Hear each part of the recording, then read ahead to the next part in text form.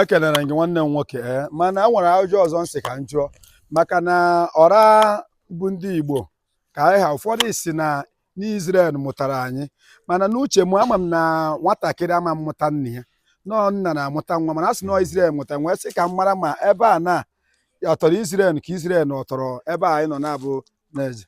Just like you said, ndị Igbo si na nwatakịrị na-eburu nna ya ụzọ amụta diọkpala. Neje Nsukka alone predate Israel.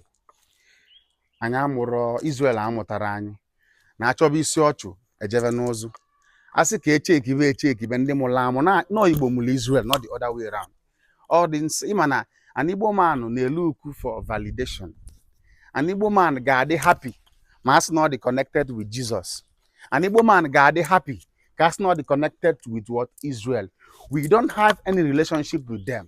And fa mụtara anyị ife dị na an Elijah predate everything in Israel. Israel nke nya. How old are they? Ke ndị bụ ndị Israel. So today anyị achọrọ ka anyị bịa akọba akọ ndị Israel mana onye ọbụla bụ scholar na-claim na Israel mụtara Igbo. The person should come out. Let's have a debate. Other possible. Let's stop deceiving our people. Ndị Igbo tọrọ izu, ndị Igbo bụ ndị gboo. We are the ancient people on earth.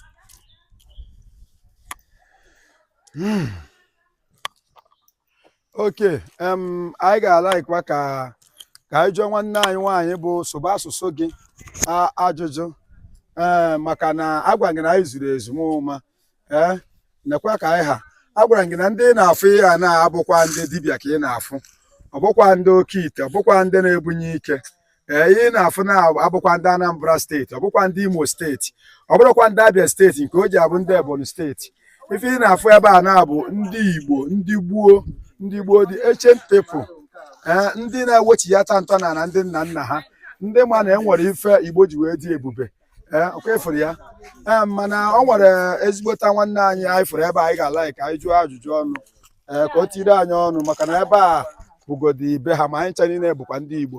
Nwanne anyị nwoke biko ebee ka anyị na-efe a biko? Ebe a bụ Otobo Ugwu Neje. Onye ebee ka ịbụ? Abụ m onye Dunọka, onye ebe a. Onye ebe a. Ka esi wee gwa gị ma ọ ka isi wee mara ọ dị ka ebe a n'ozugo ahụ one? Ebe a n'ozugo because ebe a na-eme exist before Abraham. Okay, ị na-akọwa sef na ebe a tọkwuru Adam na Eve.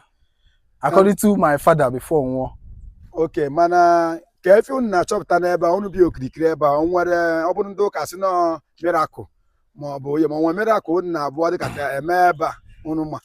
O nwere some arụsị dị iche na Otobo anya ịghọta ma nke ahụ ebe a ndị anọ mana ebe a kụwacha bọtụ nwekwa ọzọcha dịcha na Otobo a na-ewetara anyị blessing ịghọta ndị ọcha na-abịachakwa ebe a because o nwere ha nwafụrụ ebe a na-eme ha ji wee na-abịa steady ịghọta mana ha bịara na ha ga-asị kpọọra onye isi the eldest man akpọọ ya otukwuru o wee na-akọwara ha anything ha chọrọ ịghọta.